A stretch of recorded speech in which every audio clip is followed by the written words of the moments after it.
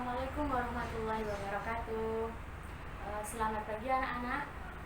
Oke, apa kabar kalian hari ini? Baik? Alhamdulillah baik ya semuanya. Sehat semua kan? Alhamdulillah.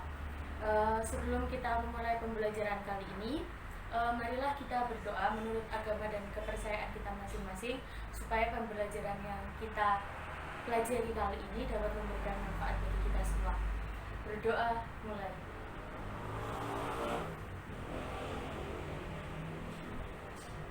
Selesai. Oke.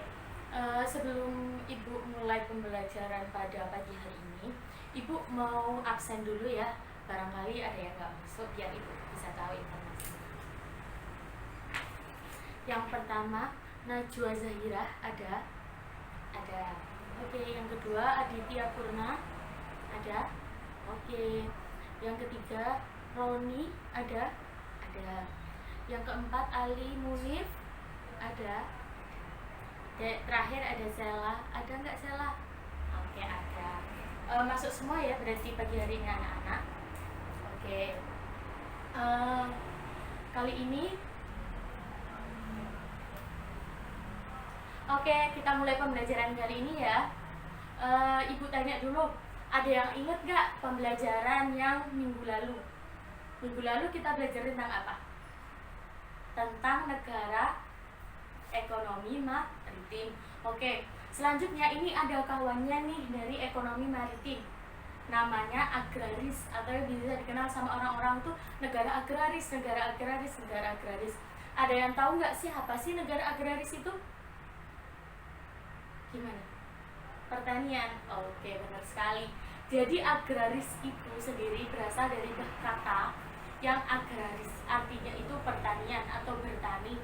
Jadi negara agraris itu adalah negara yang berkembang. Jadi negara agraris itu sendiri adalah negara pertanian. Maksudnya gimana negara pertanian? Negara pertanian di sini adalah negara yang sebagian mata besar pencaharian penduduknya merupakan para petani. Karena Indonesia ini memiliki wilayah yang sangat luas, wilayah pertanian yang sangat luas, makanya negara Indonesia juga disebut sebagai negara agraris. Makanya kita harus banyak-banyak bersyukur. Kenapa kita lahir banyak-banyak bersyukur? Karena selain Indonesia memiliki wilayah yang luas, wilayah yang sangat luas, Indonesia memiliki wilayah laut yang luas, wilayah pertanian yang luas, sehingga keanekaragaman yang ada di Indonesia itu menjadi beragam. Terus sebelum Ibu menginjak ke negara ekonomi agrikultur sendiri, Ibu mau tanya, kenapa sih kalian kok harus belajar tentang ekonomi agrikultur? Kalian tahu? Oke, Ibu jelaskan ya. Jadi kenapa kalian kok harus belajar tentang ekonomi agrikultur ini sendiri? Karena diharapkan nantinya kalian semua bisa mengetahui potensi-potensi ekonomi agrikultur yang ada di Kabupaten Gresik atau di wilayah Indonesia pada umumnya. Sehingga nantinya kalau kalian udah dewasa, udah besar, kalian tidak bingung lagi gimana sih caranya, saya kok udah kuliah, saya udah sekolah, tapi saya kok belum bisa dapat pekerjaan, apa yang harus saya lakukan? Salah satunya nanti kalian bisa memanfaatkan sektor dari ekonomi agrikultur ini sendiri. Paham ya anak-anak? Oke, paham. Ibu lanjutkan materinya. Ibu mulai ya. Dibuka dulu kitabnya, jangan lupa disiapkan juga buku catatannya. Barangkali ada materi-materi yang gak ada di buku, bisa langsung dicatat. Dibuka untuk bukunya di bab 10. Kalau kemarin kita sudah ke ekonomi maritim, sekarang kita ke ekonomi agrikulturnya. Oke. Ekonomi agrikultur itu apa sih, Bu? Saya bahas dari agrikultur sendiri ya. Agrikultur ini merupakan nama lain dari pertanian. Jadi ilmu tentang pertanian, budaya pertanian itu disebut dengan agrikultur. Jadi agrikultur adalah bagaimana sih cara-cara bertani, cara-cara mengolah lahan, itu bagaimana, tanaman apa yang pas untuk sebuah lahan itu bagaimana. Ekonomi agrikultur sendiri adalah segala sesuatu kegiatan ekonomi yang berhubungan dengan pertanian. Jadi pertanian itu bagaimana mengolahnya, cara menjualnya bagaimana, cara menanamnya bagaimana, tanaman apa yang pas untuk musim seperti ini, tanaman apa yang pas untuk musim seperti ini. Itu disebut ekonomi agrikultur. Jadi banyak sekali warga negara Indonesia itu yang berprofesi sebagai para petani. Di sini ekonomi agrikultur sendiri bukan hanya di pertanian saja ya, melainkan ada 3 sektor potensi sumber daya agrikultur yang ada di Kabupaten Gresik atau di Indonesia. Yang pertama ada perkebunan, pertanian, dan peternakan. Perkebunan dulu. Perkebunan yang ada di Kabupaten Gresik ini seperti apa? Ada yang tahu nggak contohnya? Oke, ada yang pernah ke Pantai Delegan? Ada? Ada yang tahu Siwalan nggak? Tahu? Oke, tahu. Salah satu perkebunan yang terkenal, yang cukup terkenal di Kabupaten Gresik adalah perkebunan Siwalan. Itu ada di daerah Panceng, di daerah sekitar Pantai Delegan. Kenapa di sana kok banyak tumbuh pohon siwalan itu tadi? Yaitu karena dibudidayakan oleh masyarakat sekitar. Mereka membudidayakan tanaman siwalan tersebut, nanti hasilnya akan diolah menjadi, ada yang jadi siwalan, ada yang jadi legen, ada juga yang jadi gula. Jadinya mereka semua itu mengelola tanaman-tanaman siwalan tersebut untuk nantinya dijadikan ke oleh-oleh khas dari Panceng. Karena salah satu oleh-oleh yang terkenal dari Kabupaten Gresik itu salah satunya ada siwalan sama legen, itu tadi yang ada di daerah sekitar Pantai Delegan. Jadi di daerah Panceng itu selain juga mengembangkan ekonomi maritim dari segi pariwisata dan juga dari segi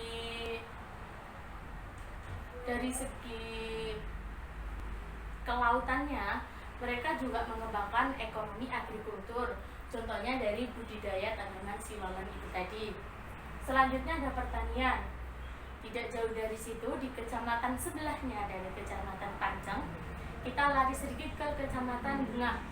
Di Kecamatan Bunga merupakan salah satu kecamatan yang dekat dengan Kecamatan Manyar, itu yang masih memiliki banyak sekali pertanian, sektor-sektor pertanian yang masih dijalankan oleh masyarakat sekitar. Jadi masyarakat sekitar yang ada di daerah Bunga itu banyak sekali yang bertani. Ada yang bertani padi, ada yang bertani jagung, dan lain sebagainya. Itu semua juga tergantung pada musim. Jadi musim apa nanti mereka tanam apa, musim apa nanti mereka tanam apa, dan lain sebagainya. Selanjutnya ada peternakan. Di Kecamatan Manyar sendiri banyak sekali peternakan. Salah satunya contohnya kayak peternakan ayam, peternakan sapi, atau peternakan kambing, dan lain sebagainya. Jadi masyarakat yang berprofesi sebagai peternak itu mengolah sapi, kambing, ayam itu untuk nantinya dijadikan sebagai, jadi nantinya hewan-hewan tersebut itu akan dikembangbiakkan oleh masyarakat, sehingga nantinya kalau yang sudah besar bisa dijual, nanti punya anak lagi dikembangbiakkan lagi, dan seterusnya begitu. Selanjutnya ada yang mau ditanyakan nggak tentang ekonomi agrikultur ini sendiri? Ada? Enggak ya, kita lanjut ya. Oke, kita lanjut. Selanjutnya setelah kita mengetahui agrikultur sendiri, selanjutnya kita akan bahas tentang faktor-faktor yang mempengaruhi ekonomi agrikultur.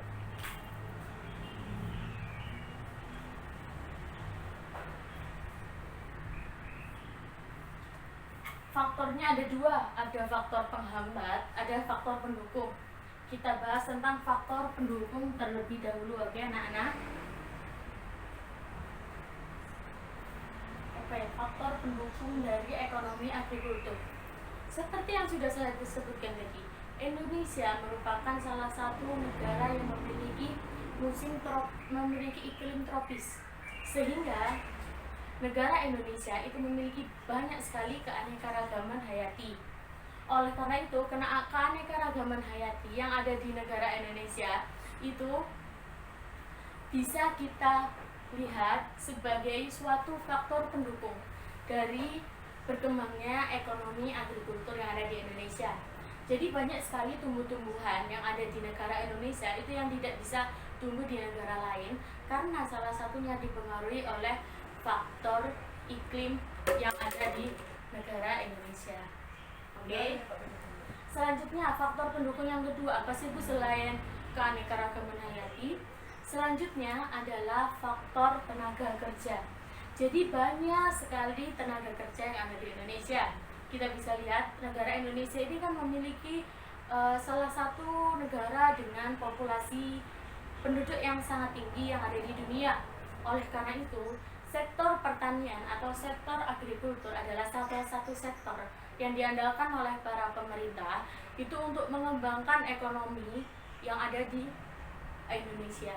Sehingga nantinya diharapkan agrikultur ini sendiri itu bisa menjadi suatu sektor unggulan yang ada di negara Indonesia ini. Oke, setelah dari faktor pendukung yang kedua, yang pertama ada keanekaragaman hayati anak-anak, yang kedua ada tenaga kerja, yang ketiga adalah luas pertanian. Jadi luas pertanian yang ada di Indonesia itu sangat besar. Kira-kira 40% dari jumlah daratan yang ada di Indonesia itu salah satunya adalah daratan yang bisa digunakan sebagai lahan pertanian. Oleh karena itu tidak kita pungkiri ekonomi agrikultur ini menjadikan salah satu ekonomi unggulan yang ada di Indonesia. Jadi dengan adanya lahan yang sangat luas ini sangat mendukung untuk mengembangkan ekonomi agrikultur ini sendiri. Yang keempat adalah pasar. Maksudnya pasar bagaimana? Jadi untuk pengembangan ekonomi agrikultur ini sendiri, selain didukung oleh 3 faktor tadi, juga didukung oleh pasar. Jadi maksud dari pasar sendiri adalah kemudahan yang dilakukan oleh para petani, peternak, dan para kebun yang melakukan perkebunan. Itu mereka mudah untuk memasarkan barang dagangannya, karena barang dagangan yang dilakukan oleh para pelaku ekonomi agrikultur sendiri merupakan barang dagangan yang selalu dibutuhkan oleh masyarakat Indonesia. Karena agrikultur sendiri, ekonomi yang bergerak di sektor agrikultur ini sendiri merupakan salah satu kebutuhan yang dibutuhkan oleh manusia. Seperti contohnya beras. Beras kan dibutuhkan oleh setiap orang makanya beras. Jadi makanya hal inilah yang membuat kemudahan dari pemasaran beras ini, sehingga ekonomi agrikultur dilihat pemerintah sebagai salah satu solusi untuk mengembangkan ekonomi yang ada di negara Indonesia sendiri. Selanjutnya, selain faktor pendukung, ada faktor penghambat.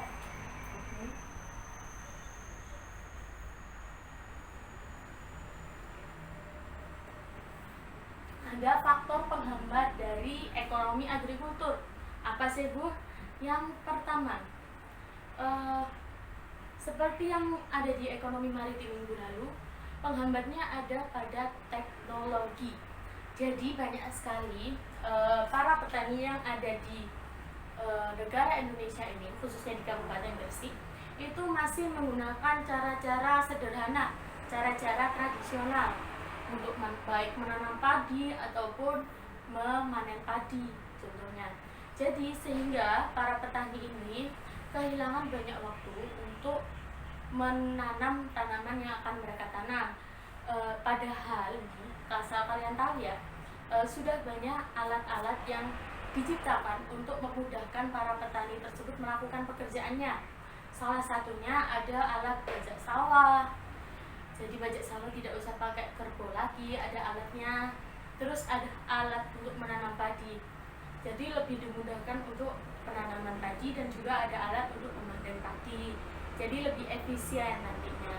Kalau petani yang pada masa sekarang ini kan alatnya masih sangat sederhana, sehingga pengerjaannya masih sangat lama. Selanjutnya, faktor penghambat yang kedua selain teknologi adalah musim, ketergantungan terhadap musim. Jadi para petani yang ada di negara Indonesia itu masih sangat bergantung terhadap musim. Jadi kalau ketika musimnya berubah-ubah, seperti pada tahun-tahun terakhir ini kan musim berubah ya, tidak bisa kita prediksi antara mana musim panas, mana musim dingin. Jadinya para petani juga bingung untuk memilih tanaman yang pas untuk lahan pertanian mereka. Oleh karena itu, musim menjadikan salah satu penghambat dari pengembangan ekonomi agrikultur ini sendiri. Selanjutnya yang ketiga itu ada dari modal.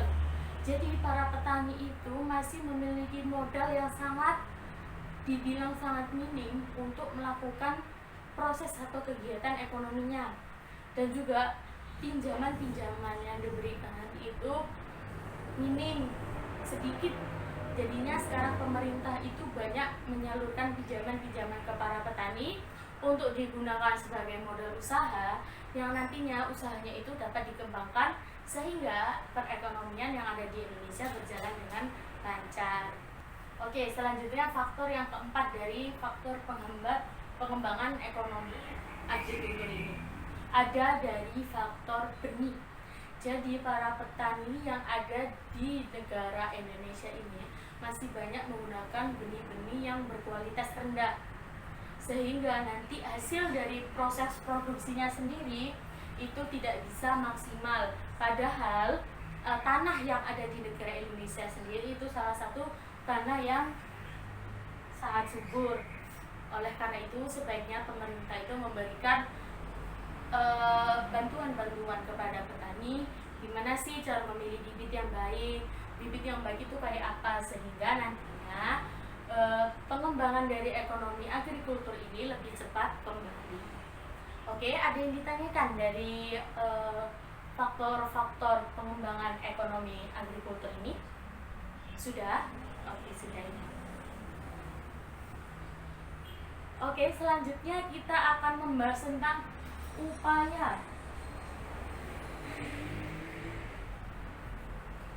upaya dari pengembangan ekonomi agrikultur sendiri. Yang pertama, upaya yang harus dilakukan adalah pengembangan sektor agroindustri. Apa sih Bu agroindustri? Agroindustri sendiri adalah industri yang berkaitan dengan pertanian. Jadi industri-industri yang berkaitan dengan pertanian, ada industri kayak semisal pupuk, ada industri beras atau padi, dan industri lainnya. Jadi industri yang digunakan untuk mengolah bahan dari pertanian itu sebaiknya dikembangkan lebih lagi oleh pemerintah negara Indonesia, sehingga nantinya setelah ekonomi agroindustri ini dikembangkan lebih baik lagi, nantinya akan banyak sekali kemajuan-kemajuan yang didapatkan di ekonomi agrikultur itu sendiri. Oke, setelah yang pertama ada agroindustri, pengembangan agroindustri. Yang kedua adalah kedaulatan pangan. Ayo, bingung apa enggak tentang bahasa itu? Oke, Ibu jelaskan ya. Jadi kedaulatan pangan itu seperti apa sih?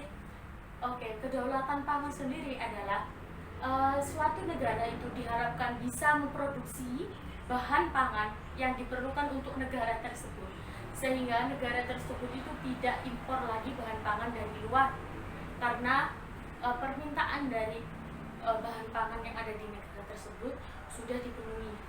Negara Indonesia ini kan udah yang dibilang Ibu tadi ya, salah satu negara yang luas pertaniannya itu sangat luas.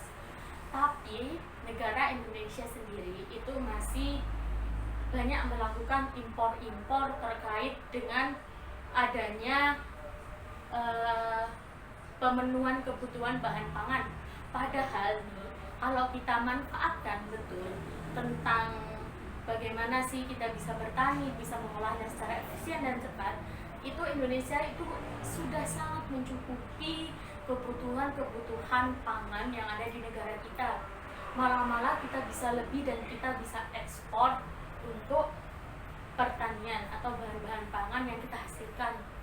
Jadi di Indonesia masih kurang untuk proses dari kedaulatan pangan. Seharusnya pemerintah itu mengatur sedemikian rupa sehingga negara Indonesia bisa memiliki kedaulatan pangan yang baik, sehingga nantinya negara Indonesia tidak usah impor lagi, semisal impor beras atau lain sebagainya, tapi negara Indonesia bisa mengekspor negara Indonesia bisa mengekspor bahan pangan, sehingga nantinya perekonomian agrikultur yang ada di Indonesia semakin membantu perbaikan dari perekonomian yang ada di negara Indonesia itu sendiri. Selanjutnya, yang bisa dilakukan oleh pemerintah untuk mengembangkan agrikultur adalah salah satunya mengembangkan sektor agrowisata. Jadi sektor agrowisata ini sendiri adalah pariwisata atau sektor wisata yang dilakukan berdasarkan agrikultur. Contohnya ada agrowisata kebun teh Wonosari. Ada yang tahu? Tahu di mana? Di daerah mana Wonosari? Oke, di daerah Malang. Jadi di daerah Malang sendiri ada salah satu contohnya dari kebun teh Wonosari. Itu sendiri adalah sebuah lahan pertanian kebun teh yang dimanfaatkan oleh para masyarakat sekitar. Selain diambil tehnya juga digunakan sebagai wisata, sehingga para masyarakat tidak bingung lagi, tidak bosan lagi ke wisata yang itu aja, tapi juga ada wisata agrowisata kebun teh itu sendiri, sehingga bisa mengenal proses pembuatan teh, bagaimana si tanaman teh itu bagaimana, terus macam-macamnya dari tanaman teh itu bagaimana. Nanti masyarakat bisa mengenal dari tanaman teh itu tadi. Selanjutnya contoh dari agrowisata yang selanjutnya itu ada sekarang nih, banyak di daerah-daerah kita itu banyak terdapat kebun-kebun, semisal kayak kebun buah naga. Kebun buah naga ini sangat booming sekali akhir-akhir tahun ini. Jadi banyak sekali daerah-daerah yang ada di sekitaran Gresik. Tepatnya saya kalau pernah ke kebun buah naga itu di daerah Sekapok, Sedayu. Jadi itu ada kebun buah naga. Jadi ada salah satu lahan yang dibuat oleh masyarakat sekitar itu ditanami buah naga, hingga para masyarakat sekitar selain bisa menanam tanaman buah naga untuk nantinya diambil buah naganya saja, juga kebun buah naga tersebut dijadikan salah satu sektor pariwisata andalan yang ada di daerah tersebut. Oke, oleh karena itu tadi, sektor dari agrowisata itu salah satu sektor andalan yang dimiliki oleh Indonesia untuk dikembangkan lebih baik lagi. Karena dengan pengembangan sektor agrowisata yang dikelola dengan baik, maka negara Indonesia tidak menutup kemungkinan untuk banyak didatangi oleh para wisatawan dari luar negeri, sehingga nantinya akan menambah devisa negara. Betul kan anak-anak? Betul. Selanjutnya ada yang ditanyakan nggak tentang upaya pengembangan dari ekonomi agrikultur ini sendiri? Ada yang ditanyakan? Sudah paham? Paham ya? Oke. Ibu ingin nih kalian belajar bagaimana sih Bu cara jadi petani kecil atau petani mini. Jadi kita belajar bertani tapi dalam tahap minim atau minimal atau dalam skala kecil. Ibu punya video nih. Ada yang tahu nggak sih tanaman hidroponik? Ada yang tahu? Kurang tahu. Oke, kita lihat dulu videonya bagaimana tanaman hidroponik itu dan cara membuatnya. Kita lihat ya.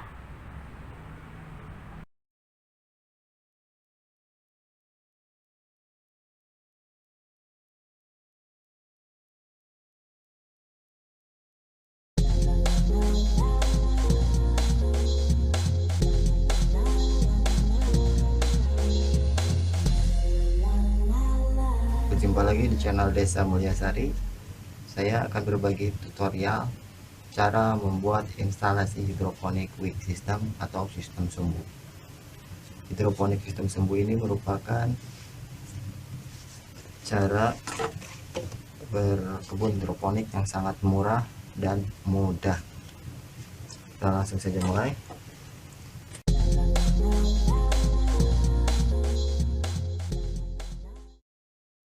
Barang-barang yang Anda butuhkan, pertama botol plastik bekas air minum mineral ataupun bekas sirup dan minuman soda lainnya, ukurannya bebas, bisa yang 600 ml ataupun 1500 ml. Yang kedua, Anda harus punya cutter yang tajam.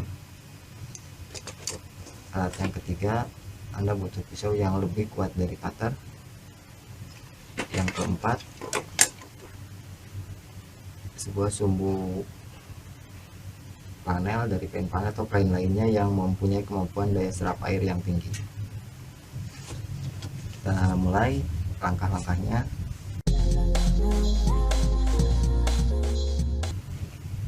Pertama, pastikan botol memiliki tutup, karena tutup ini nanti untuk dijadikan poros sumbu.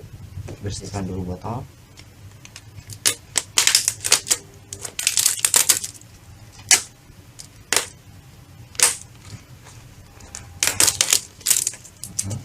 Kalau sudah bersih, sekarang kita langsung potong. Anda bisa memberinya tanda ataupun langsung memotongnya. Misalnya kita akan memotong botol menjadi dua bagian, yaitu di sini.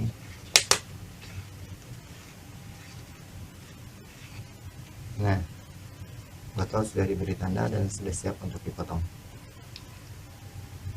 Kita bisa memotongnya memakai cutter dengan cara seperti ini. Masukkan perlahan-lahan, kemudian potong dengan sangat lembut.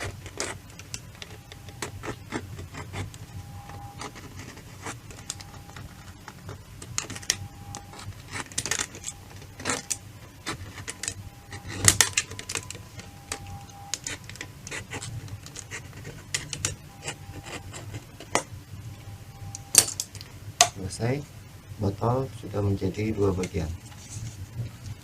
Botol yang paling bawah nanti akan digunakan sebagai bak penampungan air yang berisi nutrisi, dan botol ini nanti akan digunakan sebagai tempat penyimpanan media tanam berisi arang sekam ataupun media tanam lain. Nanti akan disimpan seperti ini.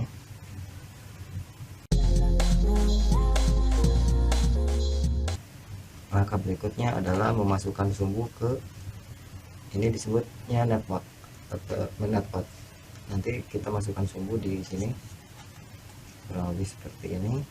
Yang harus dilakukan adalah membuat poros sumbu pada bagian tutup kurang lebih 1 cm. Anda bisa melihatnya seperti ini. Untuk membuat poros ini gunakan pisau karena cutter terlalu tipis. Jadi gunakan pisau, hati-hati mengenai tangan.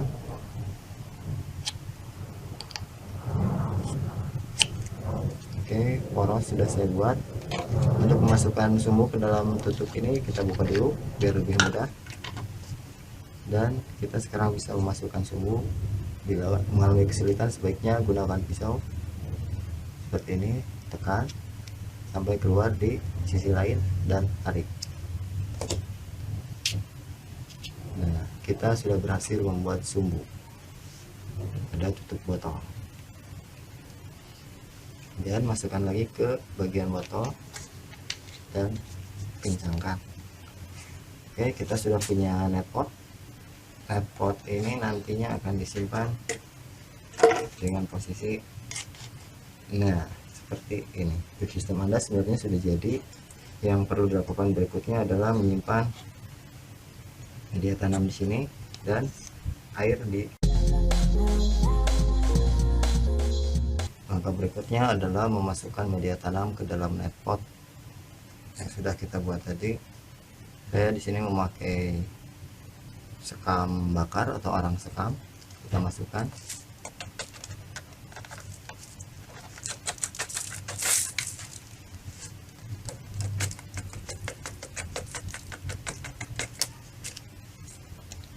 Pastikan sumbu berada di tengah agar resapan air merata ke semua bagian sekam. Sumbu pastikan berada di bagian tengah. Oke, terus masukkan sekam sampai sumbu terkubur oleh sekam.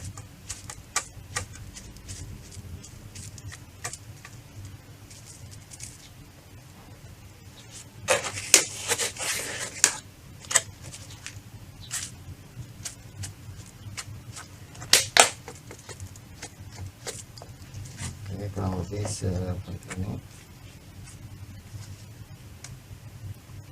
Oke, kita sudah mempunyai satu netpot berisi sekam. Langkah berikutnya setelah netpot diberi media tanam, kita yaitu memasukkan air berisi nutrisi ke penampungan air. Jangan lupa menambahkan nutrisi untuk hidroponik di dalam penampungan air ini. Masukkan. Nah, kurang lebih seperti ini. Jadi kita sudah memiliki satu instalasi hidroponik sistem yang sangat sederhana. Sekian tutorial ini, semoga bermanfaat. Jangan lupa berbagi dan berkomentar. Gimana anak-anak, sudah dilihat tentang video tentang tanaman hidroponik? Oke, jadi tanaman hidroponik sendiri adalah merupakan perkembangbiakan tanaman yang dilakukan dalam skala kecil dan dalam skala rumahan biasanya. Salah satunya dalam tanaman hidroponik itu mereka menggunakan media tanam yang sangat minim. Jadi daerah-daerah perkotaan pun masih bisa menggunakan tanaman hidroponik ini. Seperti di contoh tadi yang di video yang sudah ibu tayangkan tadi, kita ada satu buah botol yang kita gunakan untuk membuat sebuah media tanaman hidroponik. Jadi tanaman hidroponik ini kebanyakan diisi oleh macam-macam sayuran, karena sayuran sendiri itu tumbuhnya sangat cepat, sehingga kita bisa menggunakan media tanaman botol ini tadi sebagai media tanaman hidroponik. Seperti yang udah ada di video tadi, kita siapkan botol aqua. Boleh yang kecil, boleh yang besar, tergantung kalian ingin nanam apa. Selanjutnya botol aqua ini tadi dibelah menjadi dua, sehingga hasilnya akan seperti ini. Oke, jadi dua kan ini. Selanjutnya setelah jadi dua, tutup dari botol aqua ini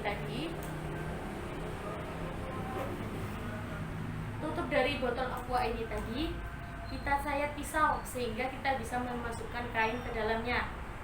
Oke, nanti kainnya dimasukkan ke dalamnya.